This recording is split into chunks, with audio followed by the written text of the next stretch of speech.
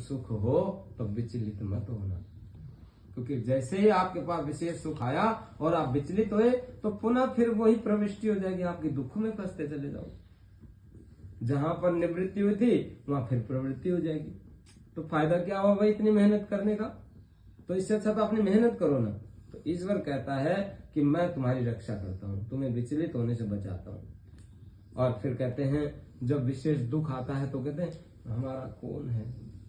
ईश्वर कहता है कि अहम अस्मि, मैं हूं आपका।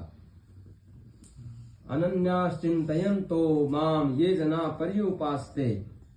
भगवान कृष्ण ने अर्जुन को कहा था कि हे अर्जुन, हे पार्थ, जो मेरी भक्ति करते हैं ना, मैं योगक्षेमम वहाम्यहम्, मैं हमेशा उनके साथ रहता हूं। तो इसलिए कहते हैं त्रयंबकम, उस तीनों लोगों के स्वामी को हम स्मरण करें, याद करें कि वाकई में वो हमारे लिए क्या कर रहा है। सब कुछ तो कर रहा है, सुख में संभालता है, दुख में हमें दुखी नहीं होने देता है।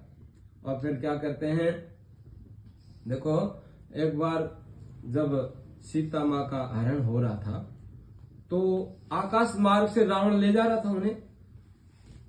आप सोचिए उस युग में हमारे देश के, भारतवर्ष के, इसका नाम आर्यवर्त है, आर्यवर्त भारत देश के जितने भी उस वक्त ऋषि मुनि वो जंगल में रहते थे और उन्हीं के चरणों में वहां के पक्षी वगैरह भी सीखते थे, उनकी भाषाएं बोलने लग जाते थे, पशु जो उनके पास आकर के प्यार लेते थे। तो आप सोचिए जब सीता माँ का हरण हो रहा था ऊपर आकाश मार्ग से, अब जो हवाई जहाज बना के लोग कहते हैं हमने तो बहुत बड़ा काम कर दिया।